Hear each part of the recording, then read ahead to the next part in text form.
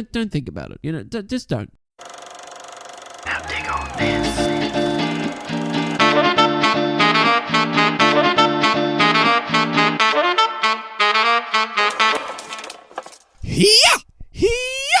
Wow!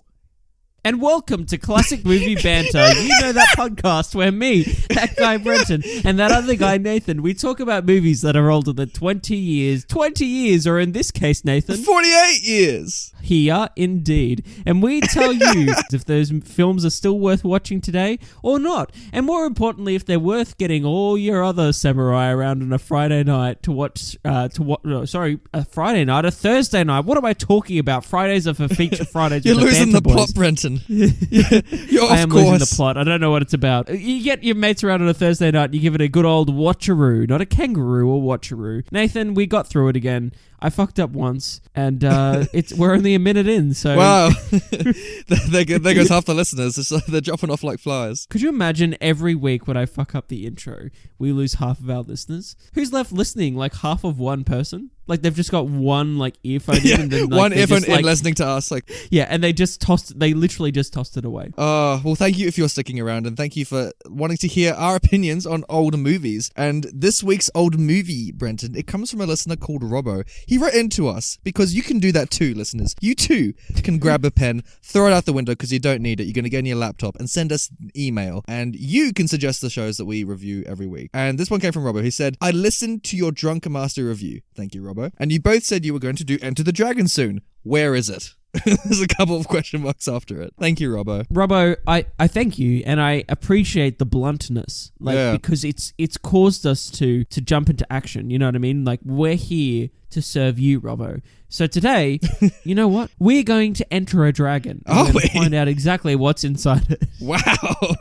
This feels like an episode like the Magic School Bus. It's like, quick, let's go inside a dragon. I know, it reminds me of that Rick and Morty episode. Oh, jeez. Spoilers for that Rick and Morty episode where they go inside that like homeless dude. Anatomy Park is the theme park, and it's like that whole takeoff of Jurassic Park. It's a good time. It's a good time. You should watch it. You should definitely watch that episode. Pretty good.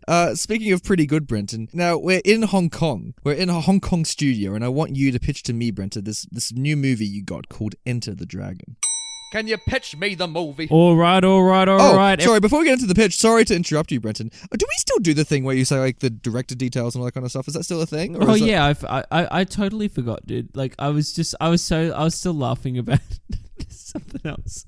All right, I'll do it in the pitch. Don't worry, I'll do it in the pitch. All right. I'm rounding everyone up in 1972, the year before Enter the Dragon came out, which was 1973. In the room is director Robert Klaus. You know Robert Klaus, don't you, Nathan? I'm like that one exec who has no clue who any of these people are. It's like, I love your work. Yes, I love your work, Robert Klaus.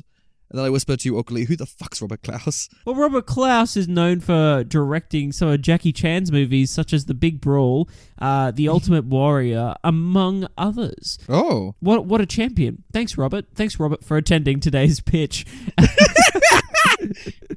Rightio. So we've got this director who knows Kung Fu films, yeah. Let's get into it. So, look. Bond is killing it. It's been one of those series that is just for some reason we can't work it out. Like we hate making these movies, and yet they just keep being successful. Oh, they just can't stop turning away money. But do you know who else has been successful recently, guys? JFK? No, well, no. It has been not anymore. Bruce. Not anymore, but it's been Bruce Lee. What a champion! What a martial artist! Good on him. He's a literal champion. He's got medals. He is ripped. Everyone, he is ripped, and we need to show that off. Like Bruce Lee standing directly next to you, and like you're pointing at his abs, just like in the meeting, just like look at him. Get a camera. What I'm thinking, team, is that we get one of these old drafts of the original draft of Dr. No. We make that into its own film, basically. No one will notice, and we just have it starring Bruce Lee. Okay, so we're going to remake Dr. No, but do it with Bruce Lee. Interesting. Exactly. So the idea of this film is that Bruce Lee is a martial artist that attends a temple on the regular. When suddenly he's sent on a secret mission, and he starts to be a spy. They send him to an island with a few other martial artists for a supposed tournament. Oh, there was some air run- quotes there, listeners, if you couldn't see them. No, you couldn't see me as well because this is an audio medium. Oh, right, yeah. You wish you could see me. Listeners, as someone who can, you really don't. No, so we're sending all these fighters, all these martial artists, all of different races and creeds to this. Great. Oh yeah, it's a beautiful, diverse ship, which is in 1973. It's what we need. We're sending them to Mr. Han's Island. Is that actually his name in the movie? Not Han Solo, but Mr. Han. Mr. Han, great. What's his character trait? He always wears gloves for some reason. And but we know in the background that he's actually a drug kingpin, and Bruce Lee must take him out when he enters that dragon. Right. Okay. Well, I guess we'll get into the title talk if there's an actual dragon in this movie. But I should ask in the pitch: is there a dragon in this movie? I can't spoil that, Nathan. Oh no! Because oh boy, a movie called Enter the Dragon. Tell you what, I'm crossing my fingers for some dragons to enter. I tell you that. So am I. I want them to enter the screen stage right, and I want them to do a little routine, and then I want Bruce Lee. I don't know. I don't know where I'm going with this. I'm going to stop it because it's going to get strange. Right. Brenton's fan fiction, like of his dragons encounters, just like he tucks it under the table, just like for another day. So from what I just said, Nathan, yes, are you if you had not seen Enter the Dragon, as we both have now, would you want to watch the film? Well, tell you what, like if you went back to us, right, in our Dr. No episode, which you should all listen to because it's very good. But if you went back to then and you said, hey, you know what this movie needs? More kung fu. Would you guys like Dr. No more if it had kung fu? I'd probably tell you no. Like, I don't know if kung fu would improve the Dr. No film. Do you concur? No, I agree. I don't think Dr. No as a film as it stands needs extra kung fu. No. But also, like, seeing Sean Connery do kung fu would just be outright ludicrous. I mean, this is not on Her Majesty's Secret Service, like he's not Asian. So, like, it just wouldn't work. So it's not even Enter the Dragon with John Saxon kicking about. No, exactly. For sure. I got like a spy film with kung fu. We're getting in the kung fu spirit at the moment. So yeah, I could get around that premise, Breton. I think you're doing well with the pitch. Well, good. Now that you've gone into the future, whoa, Nathan, what did you actually think of Enter the Dragon, having seen the film? Oh, that's a great question. I don't know, Brenton. I genuinely haven't made up my mind yet about this movie. I think there's a lot to love in this movie. There's a fuck ton to love, and there's also a lot to not love. I don't know. Do you have a strong opinion that you could lead the episode with? Well, if you were to ask me, because I just jumped in and asked you first of all, and you said, and if you asked me, Brenton, what did you think of Enter the Dragon? Wait, I'll make this really professional, Brenton. Brenton, what did you think of Enter the Dragon? Funny you should mention that. I know, God, such good chemistry we have. Because, I didn't think during Enter the Dragon, to be clearly honest. Like it's one of those movies that is like a dumb. It's meant to be dumb fun. Yes. Like it's like don't think about it. Just don't. Just enjoy the ride, enjoy the roller coaster. But at the same time, Nathan, there's so much shit going on that I can't help but think about it. You're not wrong, Brenton. But there's danger when I think what you're referring to is the danger as the audience member is that if you think about it too much, oh no. This is not for your pipe smoking beret wearing academic. No. This is this is for your drunk at 11 p.m. Somehow the cinema's still open and they've got a screening of this, so you kind of stumble in and you watch this. So I'll give you a timeline. It's like 5 minutes in, I was hating my life watching this. I was just like, oh no. Yeah. Oh boy. We got to a point and I was like, damn, this is actually kind of fun. And I don't know if I ever got out of that during the movie. There was things that obviously took me out of it, and I was like, oh god, like this is so this dialogue is so stilted. Oh yeah, jeez. These performances all make no sense. Oh, this you're right. story makes no sense. These characters are not consistent at all. The filmmaking isn't that unique. We're doing heaps of close-ups during some of this kung fu fighting, so it's like it's not actually capturing it akin to something like The Drunken Master. It's a bit of a mess, but it's enjoyable at the same time. Yeah. Here's the problem though. Our rating is thumbs up or thumbs down, and I don't know where that falls. Oh great, we're both equally confused. We both stumbled into the ring and we don't exactly know what to hit first, so I like it, Brenton. Look, I'm really glad you brought up The Drunken Master because you and I have had the privilege of watching something much better.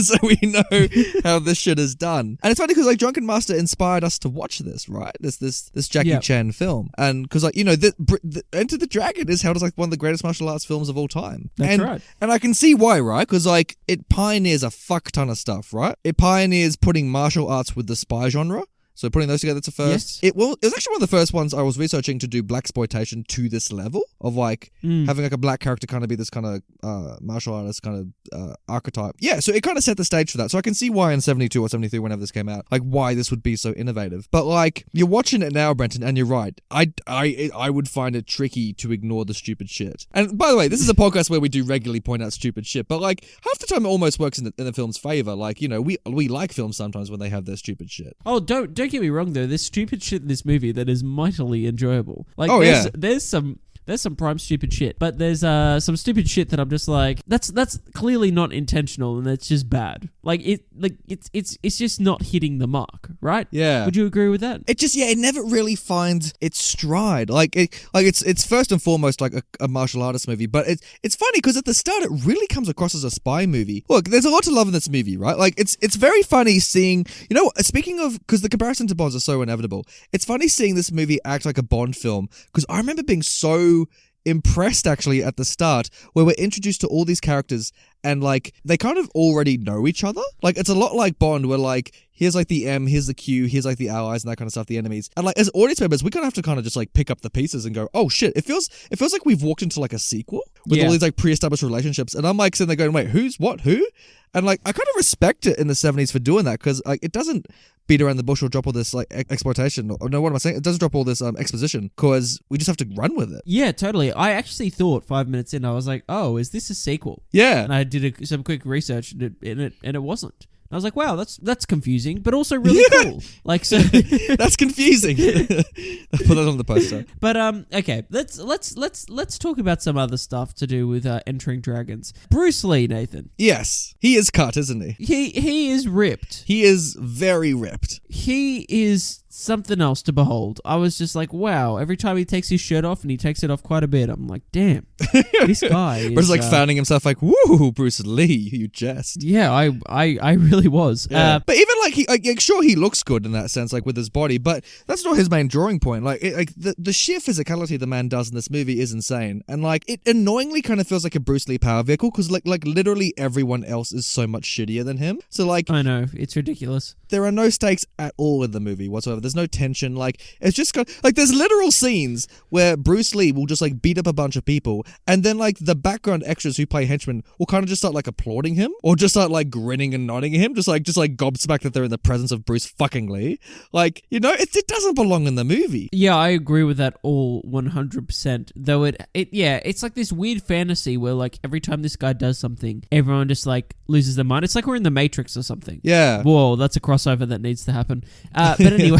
But you bring up Bruce Lee, and I'm so glad that you did, because like I don't think I like Bruce as much as I like Jackie. Here's the difference though. Yes. Like, I think that Bruce is taking this very seriously, which to his credit, he's quite good at. He's quite threatening. You know, yes. as a individual, whenever he just looks at someone and they like back down, it's like, man, this guy's got all the power, and I believe that, and I buy it, and I like that about his character in this film. Where I think it falls apart, and I think unfortunately for Bruce, is that in regards to the kung fu and the fighting in this film, we don't actually get to witness the full extent of what Bruce is doing, because the choreography as well as the way it's shot just is nowhere near the level of Drunken Master, which in itself, Drunken Master is a completely different vibe to this film. They're all drunk. Yeah, that's right. Like it's a comedy, and so we like Jackie Chan because he's a bit of a larrikin and whatnot. and he jokes a lot. But Bruce, like, how many times does Bruce crack a smile in this movie, if ever? Like, he's so stoic and angry, and I guess that's intrinsic to his character's arc. Like, he has a motivation for doing all this. But like, I think the biggest weakness to Bruce is that we don't find anything about him outside that he's getting revenge for something that happened in the movie. So like, we don't get moments where we get to hang out with Bruce Lee, or we get to really know Bruce Lee. All we just get is him just like sitting about meditating, just being like, you know, respect the form. And then he just like, you know, kicks a bunch of these guys' asses. Like, and it's funny, he's also like a tennis player when he does it. He does like a lot of like, like he does a lot of those like stereotypical sounds, but genuinely. So, but they sound so ridiculous, like you can't help but take them like as a joke. Well, yeah, like I mean, like I guess like having seen clips of Bruce, I was kind of used to this. Like, right, it is, but it is quite unnerving to be like, oh, Bruce Lee, let's check out this badass that everyone always talks about. And you're like, why is he making that noise? You know? I know. What's the point? I guess I wasn't as confronted with that, but it's quite unnerving in that sense as well, because he's so, like you said, he's so stoic, and yet he's making these quite outlandish These sounds. ridiculous sounds. Like it's a part of his so shtick. it messes with the tone of what he's going for, and you're like, oh, Yeah. that takes me out of it a bit. So I can understand that. Yeah. Tonally, the film kind of jumps around, and it jumps around with him in that kind of sense. Like, it's funny, this is not my first experience of Bruce Lee. Like, the first time I really saw Bruce Lee was in Tarantino's Hollywood film. Like, that was my first time I actually got to really hang out with him. And even though that wasn't Bruce himself... That wasn't even Bruce Lee.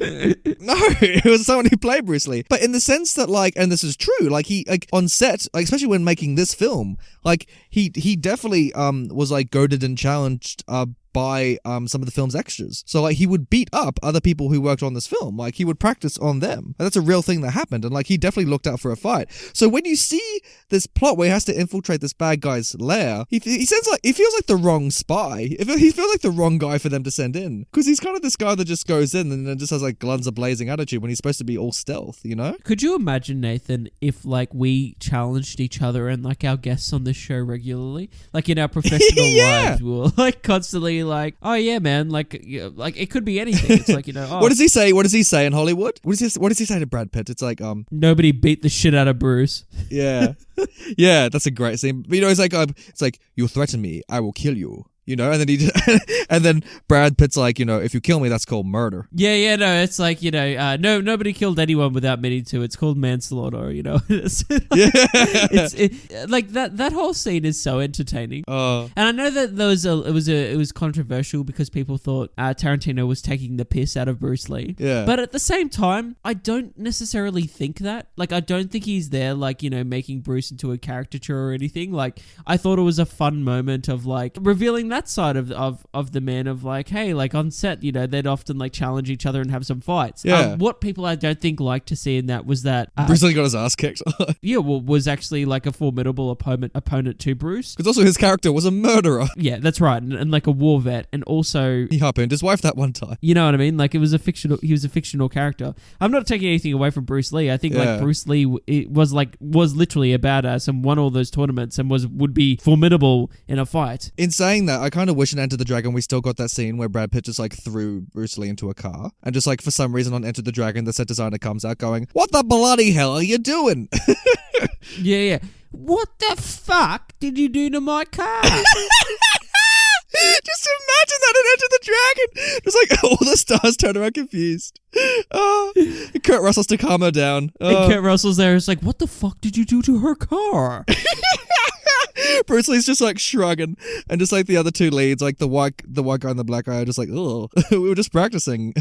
I gotta say, I love Brad Pitt in that movie. I think he's so freaking cool. Like Cliff Booth, what a character. Like I reckon he's up there. He's one of Tarantino's best. In fact, both those leads are like just like fantastic characters.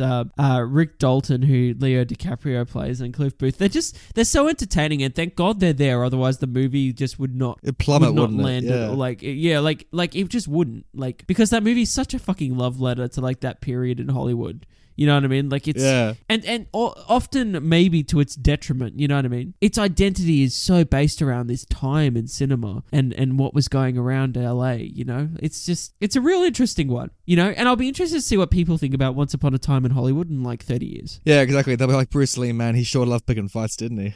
don't let him near a car unless you want it dented. Oh God. But anyway, getting back to Entering Dragons. Yes. I'm not going to stop saying that. Yeah, I know, and you know it pisses me off the more you say it. Look, technically this film is horrendous because it commits I don't know why they did this, Brenton, but it commits a huge cardinal sin where for some reason they decided to not record any dialogue when filming. Like, they didn't record any sound effects, they didn't record any spoken word. And so all of it is edited on top of it. And Brenton, does it work? Once your brain adjusts, some of it you can put it out of your mind. You can be like, all right, I'm over this now. You know, like I've given in. I've given in to what this film is wanting me to. I don't even know. Like I don't know why they do this, but So Nathan, some of it is okay. Some of it you can just put up with. It's not Yeah. okay, but you could just be like, I will, for the greater good, I will put that aside and watch this movie. And then some of it is absolutely atrocious. Every my time God. the villain in this movie, like, it's in so quotation bad. marks, every time, I think at the start, like the first scene in the film at the temple, there is a master there that is talking to Bruce Lee. Yeah. And it is just so off-putting. As well as that, so just some of the other characters as well. There's a agent that sends Bruce Lee off to this island that all these first lines of dialogue, I was just like, are we being serious here? What is going on? And why is it going on? Like, filmmaking established at this point. Because the film opens with like Bruce Lee training in a temple. I genuinely in my heart thought we were like in like, you know, ancient China or something like that. I genuinely thought that's because like we're with all these like fucking monks just like training and that kind of stuff. And it's the funniest moment in the whole movie because I thought we were in ancient China. Then suddenly this old fucker rocks up in a full suit. And I was just like, what? Like, what? When are we right now? And then we go to like Hong Kong in the 70s, like straight away. And you're like, what? Yeah, I was like, this What's isn't going ancient on? China. Okay, put it this way. Could you imagine if Enter the Dragon was like the Wonder Woman film, is in the first Wonder Woman film in my the goodness. DC. It's like Gal Gadot, you know, on the island, you know, is so out of touch with like, you know, reality. But it's like this ancient society that Bruce Lee is a part of. And he's like, oh, ice cream, damn, that tastes good. And everyone else is like, what the fuck's up with this guy? I feel like the film would have a whole other like side to it if that was the case. For the better. Could you imagine? Maybe like Chris Pine rocks up and there's a romance between like Bruce Lee and Chris Pine. He's like, you've never slept beside a man? And Bruce Lee's like, no, but I really want to. And it's like, oh, damn. I would love to see them like do Enter the Dragon but with Gal Gadot, you know? It's just like, you know, same thing as Wonder Woman, you know, she starts off, you know, just running about and suddenly like, yeah, Chris Pine crashes and that kind of stuff. I think it'd be great. David Thewlis rocks up at the end and he's all like, oh, it's just a boggart, Harry. And then like, you know, like... Just have some chocolate. And then, yeah, it's chocolate. It's chocolate, everyone. By the way, what the fuck is up with Remus Lupin? Brenton is so derailing this episode and I love it, listeners. He's a great character, right? He's one of my favorites from Harry Potter. Lupin's In fact, great. He's up there for me. But why the fuck is this guy sleeping in a carriage with children? Whoa, back up, Brenton. Like, he's not sleeping in a carriage with children. Like, the carriage he sleeps in an empty carriage. It's Harry, Ron, and Hermione who see him sleeping in there and go like, oh yeah, we can just hang in this carriage. I don't give a shit, Nathan. Why the fuck is he on the train? Like what? Like that is not. It is true. We never. The teacher.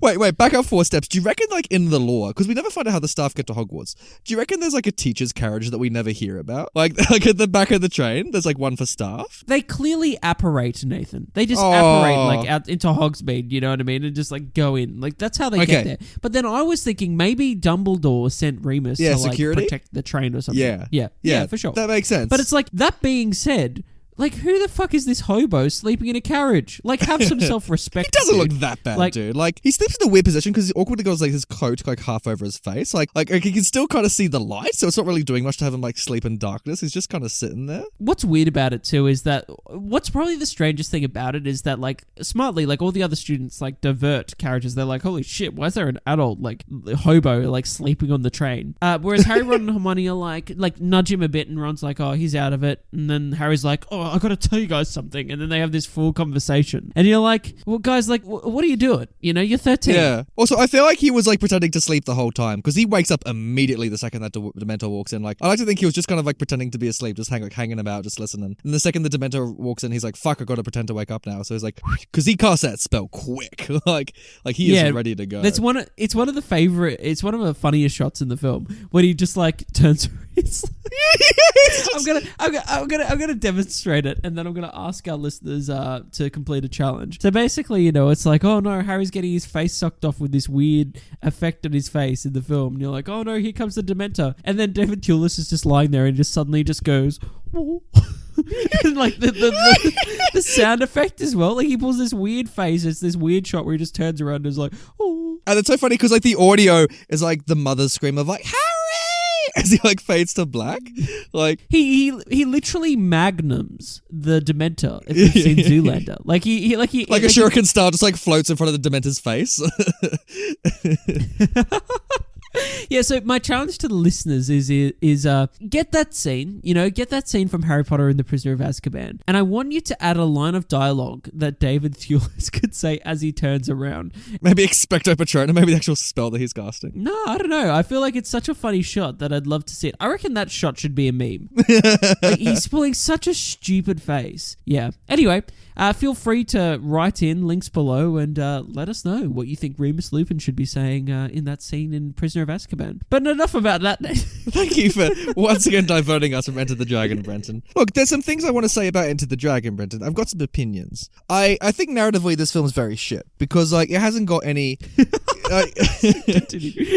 It hasn't got any real key character arcs like that. I don't think it's a spoil to like tell the premise of the movie because Jackie Chan's like getting revenge for his sister's death. I don't think that's a huge spoiler. Whoa, Jackie Chan. Nathan, sorry. Come on. Bruce Lee. Come on, Bruce. Nathan. Jackie Chan's in this, by the way. And by the way, that's not the last time I'll make that mistake. Jackie Chan's in this? What are you talking Jackie about? Chan is in this movie. So he plays one of Dr. No's henchmen in this. Was he just an extra? Like he's just in the Yeah. background somewhere? Yeah, but you can see him clearly at one point. There's a scene later on where Bruce Lee has him in a chokehold and you can see Jackie Chan's face like it's him. So he's in, the two greats are in this movie. I now want to watch this film again for that reason alone, to see where he is. Jackie's in here. But yeah, anyway, he's the guard in the underground lair battle scene who gets his neck snapped. So when you're looking out for Jackie, that's where he is. I don't like the way this film is written. For some reason, this film has a lot of flashbacks in boats, and I don't like that. I think the flashbacks are pretty shit. Yep. Well, it tries to give like character arcs to these characters that never actually get arcs. It's like No. giving them the backstory.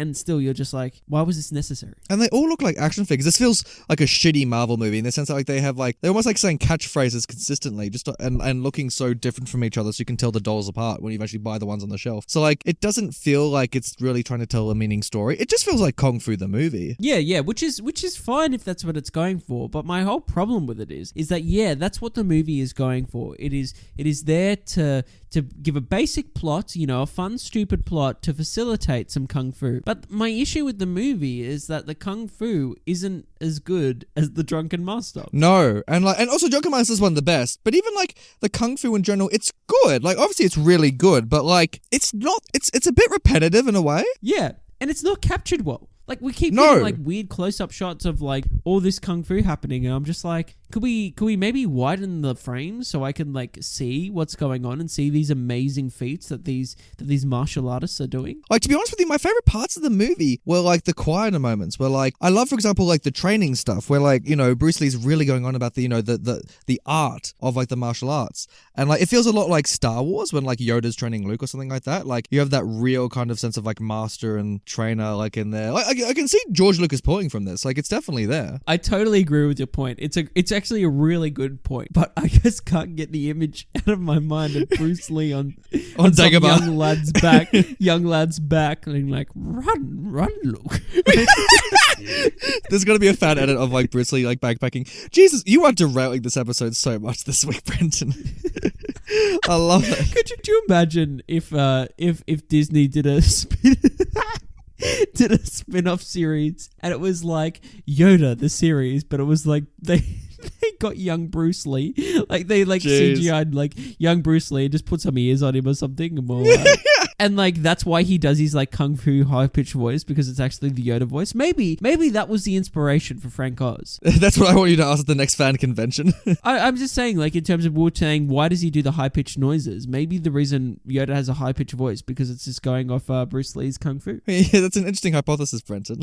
Let's ask the internet and see what they say to it. It's actually not. It's quite general and probably offensive. So I'm sorry if I offended That anyone. sounds just it like was not my Brenton. intention. General it was not and my offensive. intention. It was not my intention to be offensive there at all. But if I did, I do apologize. Well, one thing I do want to praise this movie on is that I think the third act almost makes up for the whole movie. Because I thought the third act was easily the strongest, where the film just kind of drops any pretense of novel, of story and plot and all that kind of shit. And we just have battle after battle after battle. Yeah, dude. You know what I mean? Like, there's way too much setup in this movie. That was all fun. It was like the first hour. It's like, and literally the last battle is like the last 20 minutes. Really, probably longer than that actually. But like the first hour is like all these flashbacks, all these fucking second setups of the island and shit. Yeah, that no one cares about. All this weird, like, giving women over to men and... Oh, jeez, we'll talk about that. Yeah, we'll talk about it later, but there was a bunch of issues there that I was like... This is not a good film for women. No, it's not. And it, like, in my opinion as well, like, it's not really good... Like, you mentioned before that there's a black character in this film, right? And and this character's kind of set up to be like, oh, look, he's black and he does kung fu. And that's about it. And then at a point, unfortunately, they do nothing with this character. And like, so they do nothing with this character that's set up. And unfortunately, I just think it's to the film's detriment. I don't think that character's treated entirely too well. No. We'll talk about that later because I can talk about the specifics. There's something I do want to spoil because it's so ridiculous. Because you mentioned like the other like leads who are all shit actors. So there's a black lead, there's Bruce Lee lead, there's a British lead. And then I laughed at this moment. There's a Kiwi lead at one point. There's one guy who's from New Zealand. I forgot about him. He's sent on the boat with the rest of them to investigate what's going on the island. But then the movie literally forgets the character exists. No. He has a scene on the island. He does have a scene on the island. Oh, does he? Yeah, we'll talk about it in spoilers, but he does. But let's just say I feel sorry for our Kiwi friends across the ditch because... Who are looking for some representation. it is probably the worst Kiwi accent. Oh, just Kiwi person so I've probably ever seen in a film. It's atrocious. Yeah, it is so terrible. Oh, so yeah, man. Like, I don't know. Like, how, like, you compared this to James Bond before. Like, how does this? Did you like this more than Dr. No, or like? Here's the thing. Oh no, I didn't like it as much as Dr. No because remember I liked Dr. No. So here's the thing. Here's really the question we have to ask ourselves. One, I don't think it's necessarily as like boring as some of the Bonds because the setup isn't as intricate. You know what I mean? Yeah. And it's also a shorter film, so it's short-lived.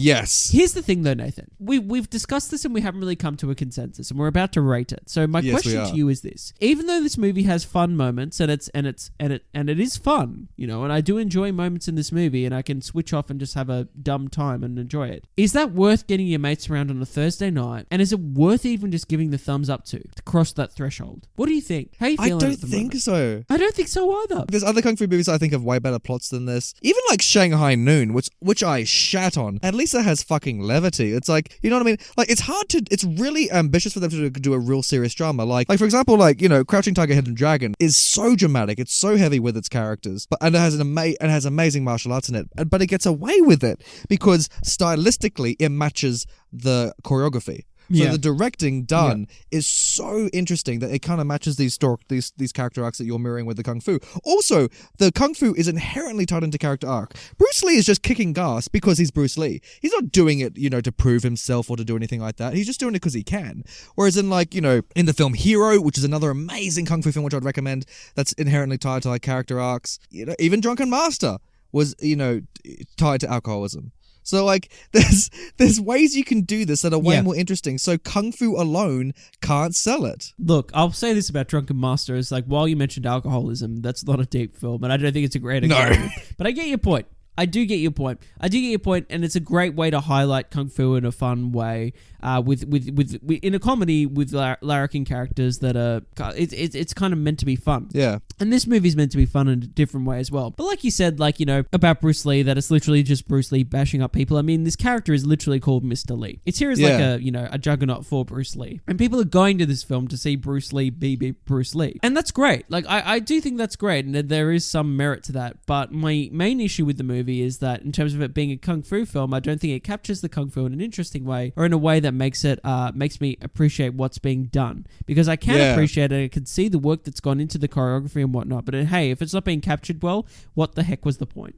You're fond of me lobster, ain't you? So yeah, for me at the end of the day, whilst there's some awesome moments in this and there's some really, really fun moments in this, and I really mean that, there is some incredibly just like silly, stupid, fun, enjoyable scenes that I feel like you could switch off, get your mates around, and then really enjoy those moments. But overall, I think there's a lot that lets this down and detracts from that feeling, including some problematic representation of women. Oh, jeez. And just bad storytelling. So at the end of the day, whilst I did enjoy this to a certain extent, I would have to give this a thumbs down because there's so much other stuff like Drunken Master, like Shanghai Noon, Shanghai Nights that I could point towards that don't is watch more those, they're bad. enjoyable than this. Watch Hero, watch Crouching Tiger, Hidden Dragon. Like, start with those two. Those are easily the best. Yeah, I agree, but I'm saying even with Shanghai Noon, it's like it was more... It's better. It's still not a good movie, Brenton.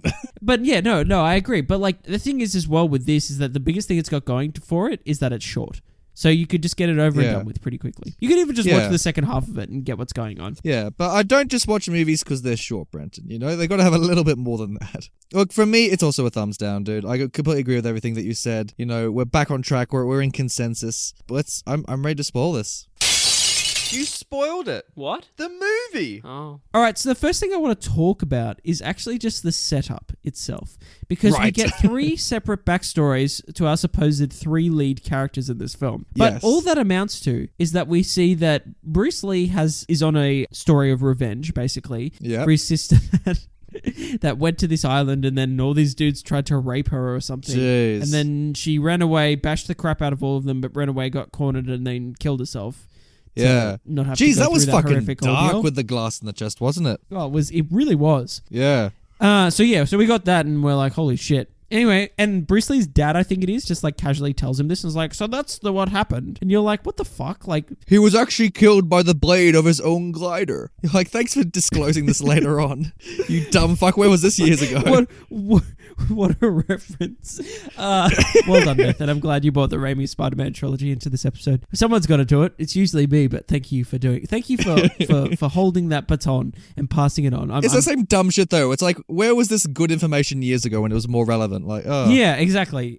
And also, how did the father get off the island when like he totally stabbed a dude? Yeah, how did he know those details of the story? It makes no sense. Maybe that's a whole prequel film that they can do one day. Anyway, so we got that backstory. Then the second backstory is that the white dude was playing golf, right? I love that white dude was playing golf. Of course he was. And he hit the ball. He's a gambling addict, supposedly, because he's betting on every fucking shot of golf he takes. Yeah. And he hits the ball into the rough and he's all like, damn, that's some money lost. And he goes down there and then there's an assassination attempt on him for some reason, because I guess he's a gambler and he owes people money. And he bashes the crap all out of them and then he hits the ball back up into the green and he's like, I'm going to go in a tournament to get some money. And then that's him. That's him, yeah. And then the third one is the third guy that's like basically at a temple, and it's like, you know, he's all like, oh yeah, I'm gonna go represent this temple in a kung fu fight, and then he leaves. And also the black community. Yep, well, he leaves. This is the bit. He leaves the temple, right, and he gets held up for basically being a black guy in the middle of the night, just walking by himself, and you're like, damn, like, you know, wow, that's topical. It is topical. It is. Police brutality. You're like, damn. And then he assaults the 2 police officers and steals their car. He has a Django Unchained moment where he like puts that aside and he like exacts revenge and he bashes the crap out of those 2 and he steals their car and then he somehow ends up in Hong Kong. And I was like, wow, like that's a whole other prequel story as well. I was like, how did that guy manage to get on the flight safely and get to Hong Kong? It's funny because, like, narratively, you're right. These flashbacks are more narratively interesting than the actual movie. You're not wrong. Anyway, and then we go to this island and we witness, like, basically this Kiwi guy kicking random, like, people over for no reason, and then Bruce Lee throws him in a boat and everyone laughs at him, and we witness that horrible accent, and then we get to the island and we meet Mr. Han, and it just kind of like falls apart for like 40 minutes, and you're like, it's so fucking boring. Like, there are some bright spark moments in it. Like, I laughed so much when like they first get given the prostitutes, like, because it comes out of nowhere, and like we're with like the black guy in his bedroom, and then like, you know, the hostess like walks in with like 6 different girls, and the black kung fu guy is just like, for me? Like, he's like, pour moi? Like, so like taken aback by it, and he ends up taking all these different girls and that kind of stuff, and he ends up having sex with all of them because of course he's so badass. And like, there's nudity in this. Like, it's funny because like this is R-rated. You see boobs, all that kind of stuff. yeah. Sorry, that was something I also mentioned. I wanted to mention in the review is that this tone is just literally all over the place. Yeah, it's so dark. That moment where she commits suicide, it's so dark. Like at points, and then it's got like nudity, and you're like, whoa, who is this? I thought this movie was like aimed at kids at first, right? Yeah. And then I was like, oh, but shit, no. It's clearly not, you know. This guy's having an orgy with these kids, which, by the way, he's been told that a lot of these girls are like, you know, like child prostitutes. Like, that was like part of the debriefing. So it's like, mate, you're not doing good at all, bud. And then, you know, and then it cuts to like Bruce Lee and his like spy girlfriend who's just like, oh, this one fucking sucks. And he's like, I know, where's the goods? The only real like active thing we see the girls do in this movie is when we're introduced to them at at the banquet, and for some reason they have the ability to like slice open apples with like their jewelry.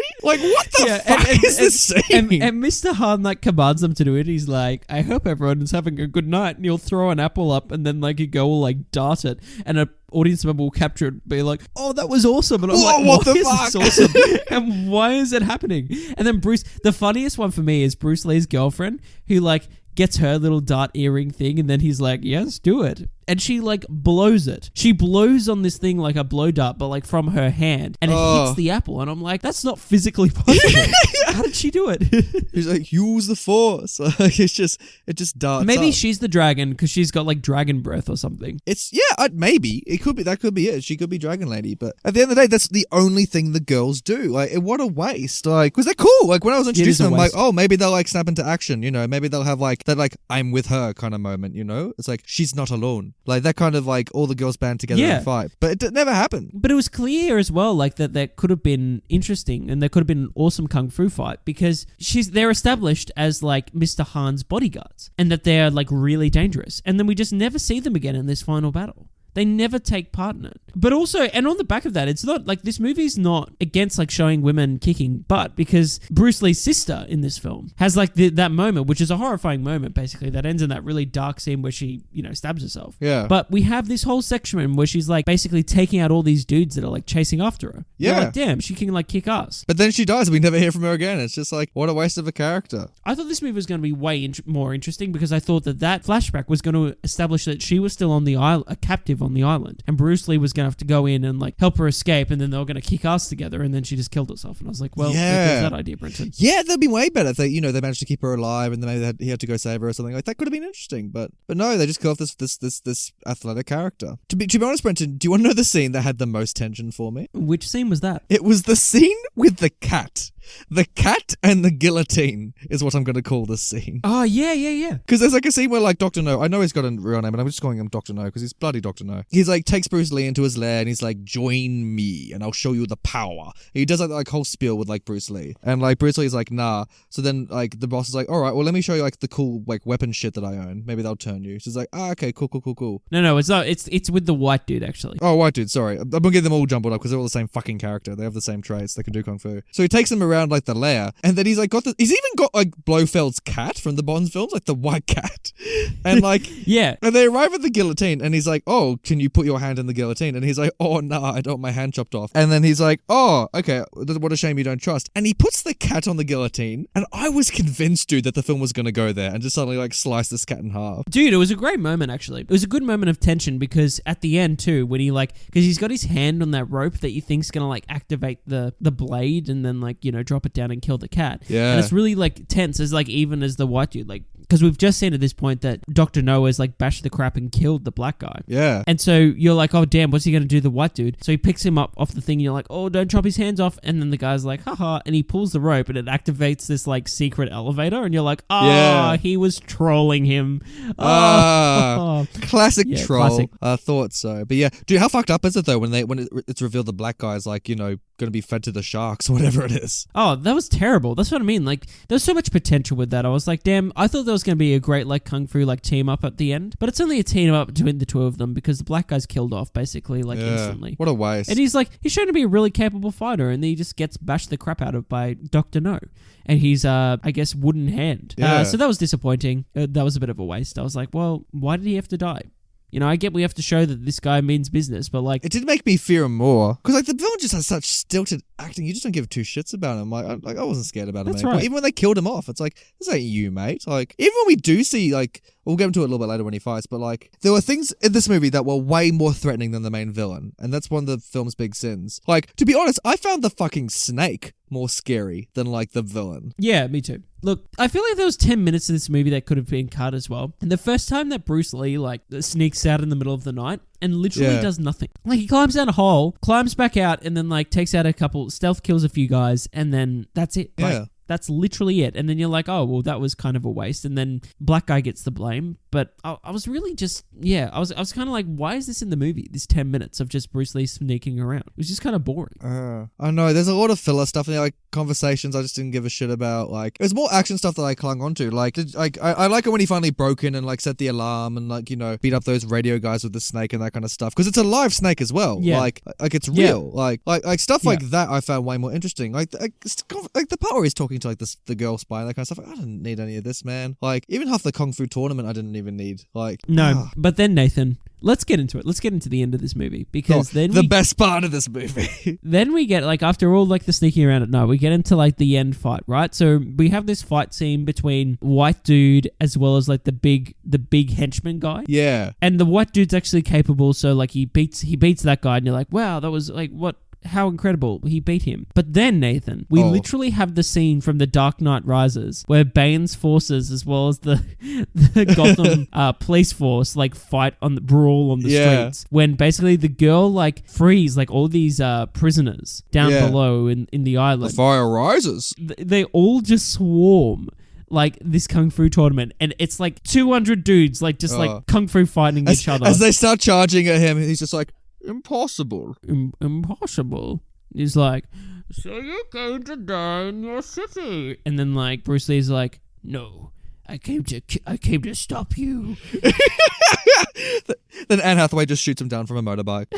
Yeah, exactly. It's like the white dude's Anne Hathaway, Bruce Lee's Batman, and That's where Chris Nolan got this from. I knew it. So Nathan, though, could you imagine though if Bane had, before they started fighting, like, you know, he's standing there opposite Batman. He's like, you came to die with your city. No, I came to stop you. And before, like, Batman starts, like, punching him, right? He just, like, reaches into his pocket, pulls out, like, this bear claw-looking piece of wood, pulls off his hand, and then, like, attaches that bear claw to his arm, and then just starts, like, swinging it at Batman, like trying to door knock him and like scratch him. The movie could have only been improved by that, Brenton. Like that's fucking incredible. Like, dude, I was so happy when the villain did that. Like when it was revealed that he could detach his hand. The setup for this is amazing, right? Because we walked ages before this scene. Like when the villain's taking us through his lair, we see the room with all the different gloves, like all that kind of stuff, and like. I was like, I wonder why the film's spending so much time with this. And I thought we were going to get a moment like in Diagon Alley when like Harry's like, you know, testing out the hands in the shop. I thought we were going to get suddenly one of those like hands like spring to life or just like cling to Bruce Lee or whatever. But no. You know, sadly, no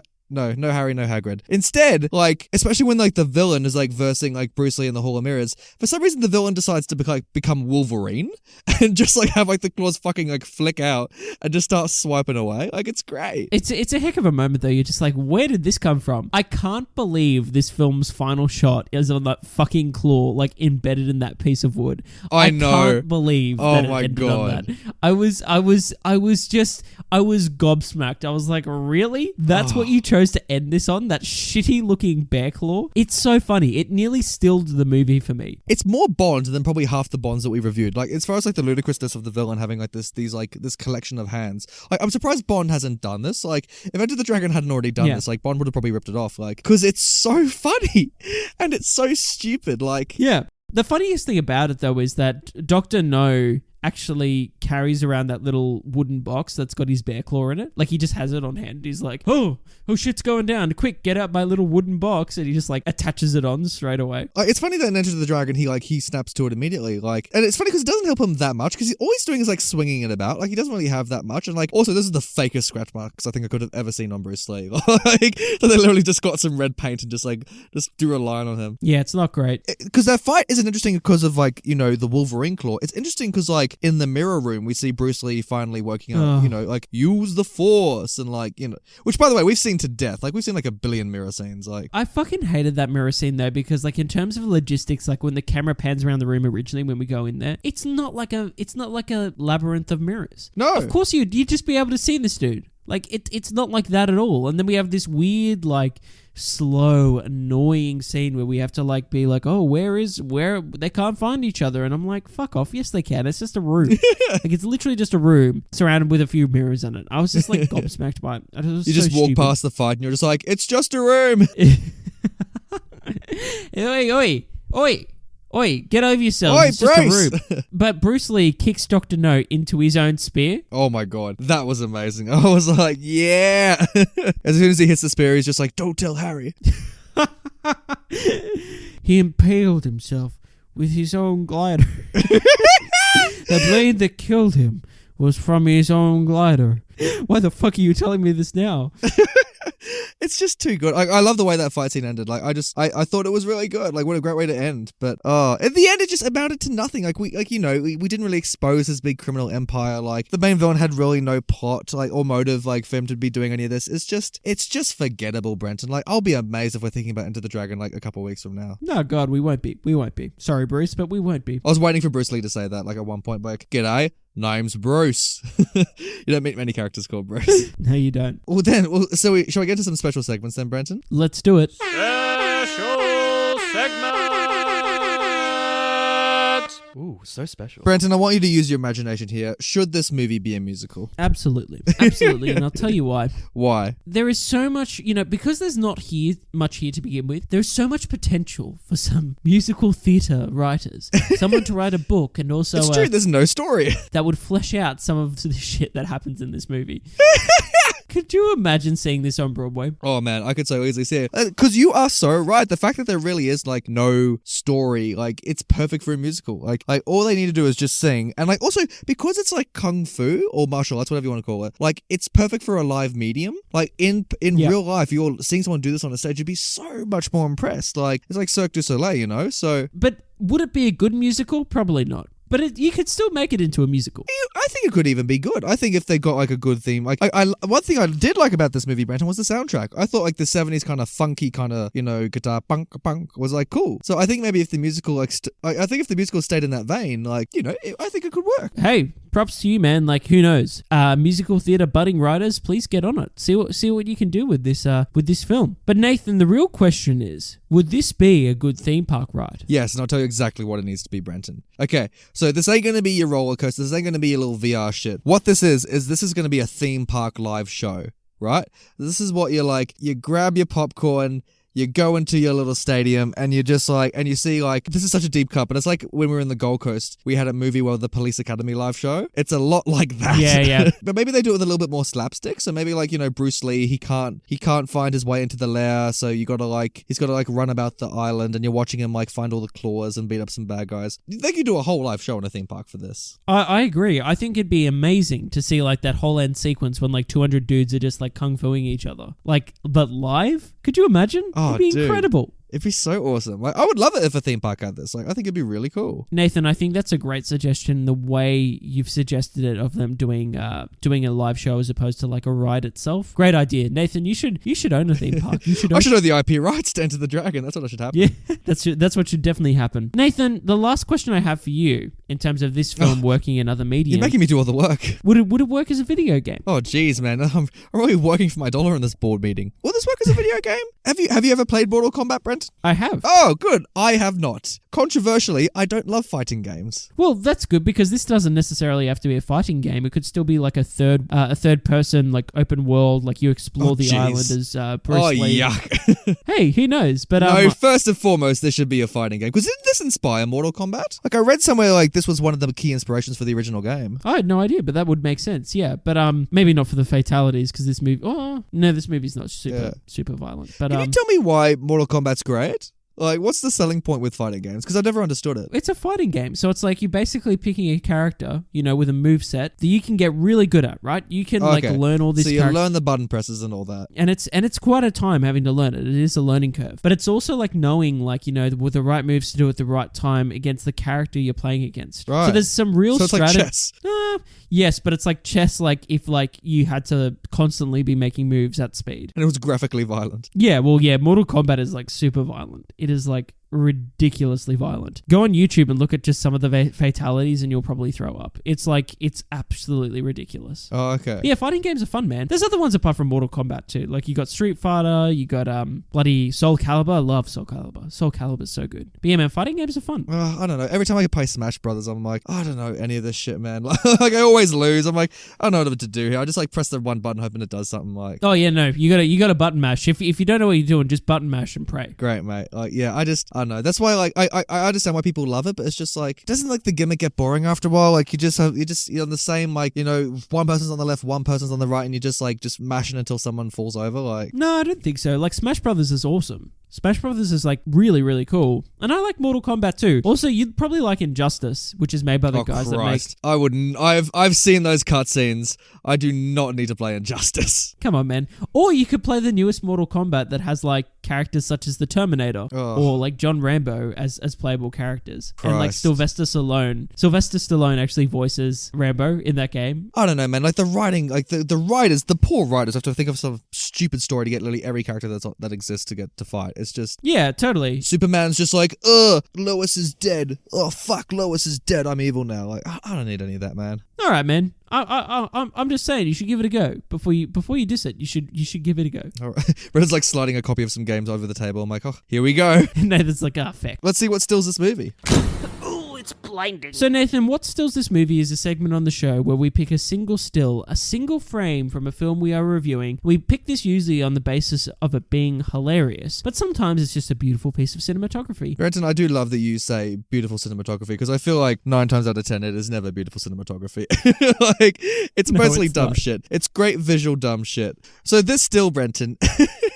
Like, when we meet, like, the white guy who's, like, getting on the boat to, like, come over to the island. No, he's also, like, you know, a spy or whatever. Or, like, he's just, like, a guy. He's not a spy. What am I saying? He's just a random guy that's coming to the island for, like, you know, the competition. But he's got, like, fucking 8 suitcases with him on the boat. Like this, what is this fucker doing? And it's not, like, the smallest boat as well. So, like, you got this poor guy who's, like, rowing the fucking thing. And the guy's just, like, glaring off to the side with, like, these 8 suitcases almost, like, overweighing the boat. What is he bringing to this competition? Well, I just want to count them, right? So you've got 1, 2, 3, 4, 5, 6, 7, 8, 9, 10. So there's 10 suitcases on there. Jeez. Now, what's funny about this guy is that he's a gambling addict and he owes some people some money, right? But it's still like this joke of like, I still like to live lavishly. And it's like, holy shit, man, this guy's got problems. Yeah. He's got deep set issues that he needs to work out. The funniest thing about this still for me, though, is not only the fact that all these suitcases are crammed on this tiny boat, but his facial expression, which is just like... Oh my God. disgusted by like what's going on.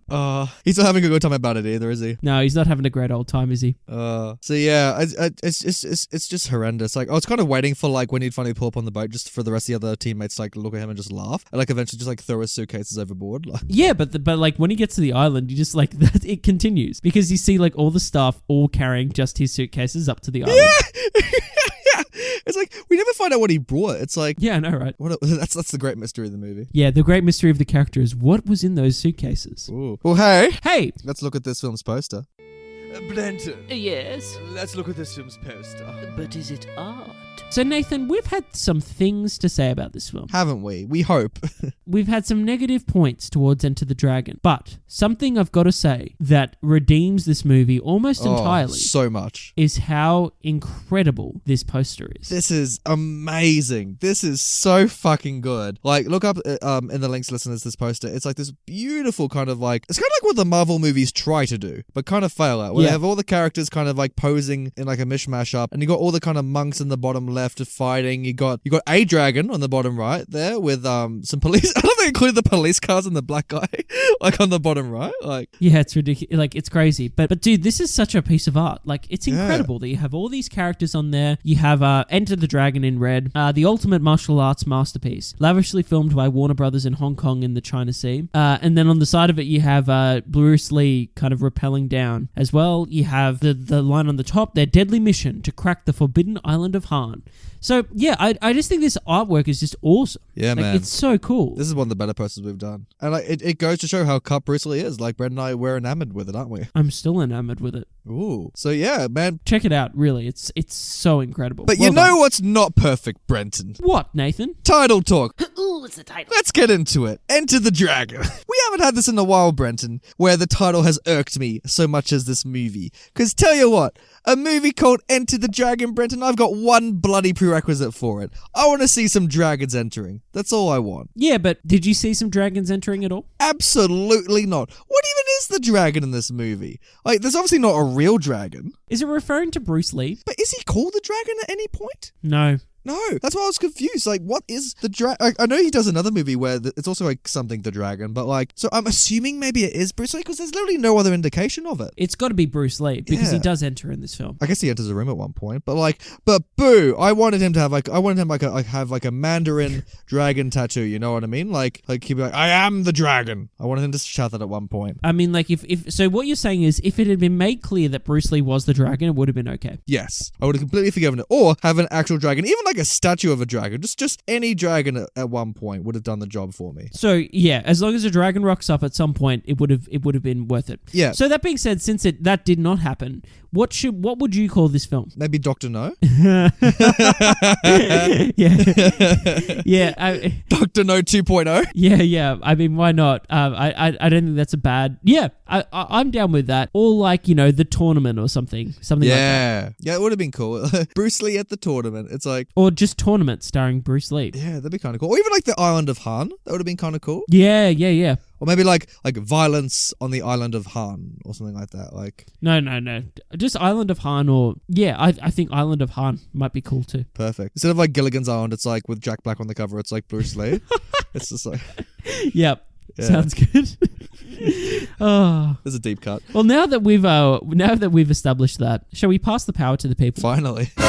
Pass it here. What? The power to the people. So if you all head over to the Rotten Tomato meter, you will see that Enter the Dragon has a critical consensus of 94% with an audience score of 92%. Nathan, we are in the minority. Aren't we, What though? is going on It's funny here? because it's rare for both of us to be in the minority for a film this high. Yeah, Normally it's just totally. one of us. But here we are. But tell you what, this is one of the most profitable films of all time. So it cost around about just under $1 million to make, and it made $350 million. This is insane. Wow. So obviously this is not in like its initial year of release. Like it just kept on getting repeat screenings over decades, and it's just accrued this insane amount of money. Like this film is so popular. That is amazing. Yeah. Wow. So let's find out why. Nicholas Bell from IronCinema.com said this: although it features all the period trappings of misogynist tendencies evidenced in the film's closest cousins, the rampant exploitation films of the 1970s, the formidable kung fu sequences are the greatest feature. And like and he's right, yeah, it's misogynistic, absolutely. Like it's got that exploitation thing that may alienate,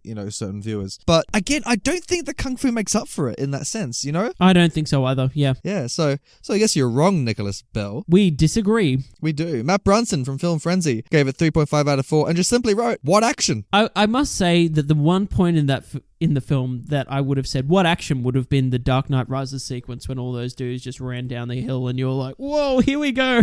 Yeah. They all just started punching each other. It was It great. did escalate, I must say. I do give the movie props to that and that kind of stuff. It does feel epic. Nathan gives the movie props for escalating. Yeah, well done. Matt G. Well done. Gave it 3.5 stars and said, "I don't know why, but I simply didn't expect this to be so silly. It's basically Mortal Kombat without the magic." I wasn't expecting it to be this silly either. I thought there was going to be more of a serious tone, but Yeah. it's pretty stupid. Would you have liked this to gotten a sequel if Bruce Lee had lived? No.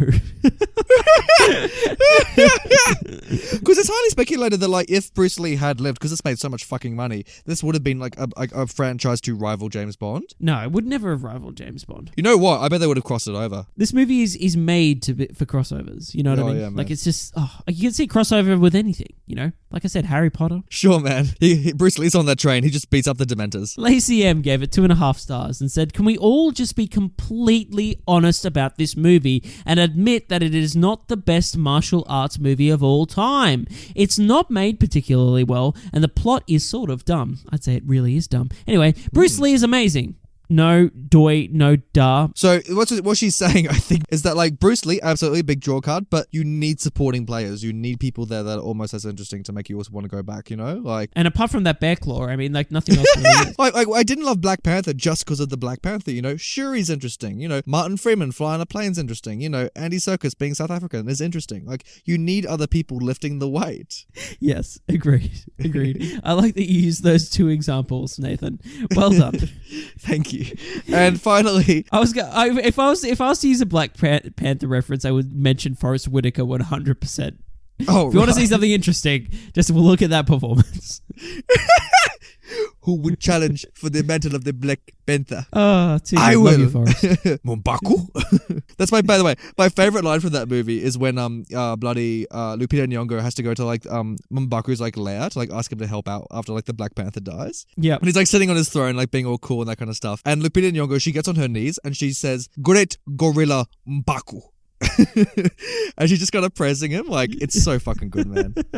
Anyway, last comment. It's from Bosnian on YouTube. And he writes, even though this movie was made over 45 years ago, it's still so electrified. Such motivational movie for young martial arts enthusiasts. So does this inspire you, Brenton? Oh. Does this get you in the mood to kick some butt? No. Oh, well. So tell you what, like, have you ever been inspired? Like Karate Kid, for example. Did that ever inspire you to get into the Kung Fu mood? No. That's the thing. No, I guess I have. I've never really been inspired by anything to, maybe if I'd seen Drunken Master as a kid, I would have been like, Oh, yeah. That's awesome. I would have learned to do that. No, that would have inspired me to be an alcoholic. In a way, it worked. I completely agree, Brendan. I've never felt that kick, and obviously it's purely subjective, but like it is kind of funny. Like I know how much people praise like Karate Kid and Cobra Kai and all that kind of stuff, and it's such a rejuvenation of the sport, but I really do feel nothing from it, sadly. Same. The only thing I was ever inspired to do would be to have owned a Goblin glider until flown around the Gold Coast or something. I don't know. But until then, Brenton, we entered the dragon, didn't we? That was we entered that dragon and we found out what was inside it, where the organs were, what was going on inside. And I can tell you right now that you don't want to know. So Nathan, thank you for joining me this week on this enterprise and finding out all about Entering Dragons, as well as just another, fun time talking everything else about movies. But you know what? That is not all the content we'll be releasing this week. What? Because later We've on, got more work to do. This Friday, Feature Friday with the Banter Boys, we'll continue a little bit of a talk on Enter the Dragon, but we'll also be talking about what's going on in cinema today, and also responding to you, our friends, our listeners, our audience of Classic Movie Banter, and having chats about movies and other stuff, whatever you want to talk about. You Yeah. can talk to us on our social media platforms, links below, as well as that if you want to see us review a film that you love or you hate, please email into the show and we will respond to you guys and hopefully review that film at some point in the near future. So thanks so much for coming and listening to us here with Bruce Lee, and let's bloody just fight it out for the rest of the afternoon. I'm gonna slide everything off the table. Let's go, you and me right now. Let's kung fu it up. Right now? You Right want to now, go? motherfucker. You want to go, Let's son? go. I got the claws ready. I need to get my goblin glider. Just give me 2 seconds, okay? Oh shit. I can't beat a goblin glider with these claws. Out am I?